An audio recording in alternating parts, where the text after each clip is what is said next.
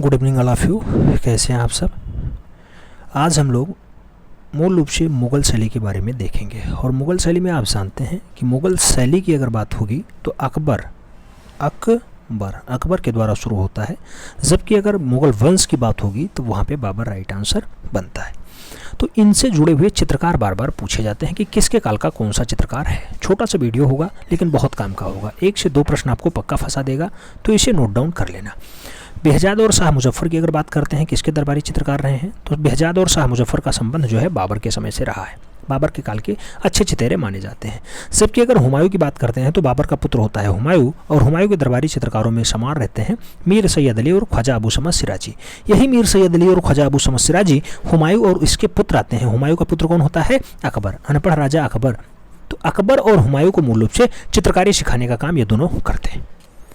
हालांकि जैसे हुमायूं की मृत्यु होती है, आप जानते हैं दिनपनाह नगर बसाता है हुमायूं, उसी की सीढ़ियों पे जो है लड़खड़ा जाता है और वहीं से इसकी मृत्यु हो जाती है। उसके बाद इसका पुत्र बनता है शासक की अगर बात करते हैं तो अकबर बनता है। अकबर के दरबारी चित्रकारों में अगर बात करें तो फिर से वही नाम आएगा, ख्वाजा अबू समद सिराजी और मीर सैयद अली। ये दोनों नाम मूल रूप से अकबर और हुमायूं दोनों जगह मिलते हैं।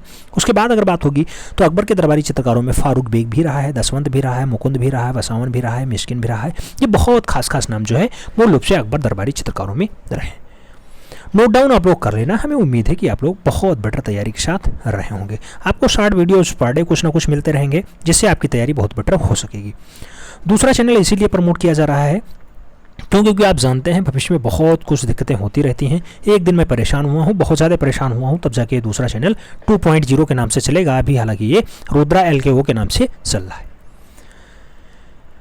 आगे बात करेंगे तो आप जानते हैं अकबर के बाद उसका पुत्र आता है जहांगीर, और जहांगीर के काल में जहांगीर के काल में मूल रूप से चित्रकला अपने स्वर्ण काल पे पहुंचती है। स्वर्ण काल का मतलब यह है कि चरमोत्कर्ष पे पहुंचती है। सबसे बढ़िया काम चित्रकारी के जहांगीर के काल में होते हैं।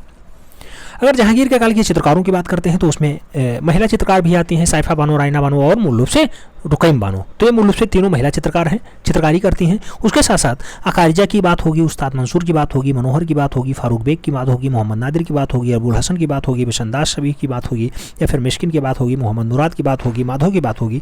तो इन सबका संबंध जो है जहांगीर के काल के अच्छे चित्रों में रहा है। जो बार बार क्वेश्चन पूछा जाता है, उस्ताद मंसूर से पूछा जाता है, अकारिजा से पूछा जाता है, मनोहर से पूछा जाता है, मिस्किन से पूछा जाता है, बिशनदास से पूछा जाता है। बिशनदास जो है शबीह बनाने का, पोर्ट्रेट बनाने का बहुत बढ़िया चितेरा रहा है। अबुल हसन को जो है जहांगीर ज़्यादा तवज्जो देता था, जबकि उस्ताद मंसूर को थोड़ा सा कम तवज्जो देता था। जबकि उस्ताद मंसूर आप जानते हैं पशु पक्षी और पुष्प चितेरे बहुत अच्छे से हैं, बहुत अच्छे और कुशल चित्रकार माने जाते हैं उस्ताद मंसूर। तो ये नाम तो हो गया जहांगीर के काल का। आगे अगर हम लोग बात करते हैं तो जहांगीर का पुत्र आता है शाहजहां। आप जानते हैं शाहजहां के समय चित्रकारी होती है, लेकिन शाहजहां का जो है दीवानगी स्थापत्य कला की ओर लेके चला जाता है और वो स्थापत्य कला को ज़्यादा तवज्जो देने लगता है।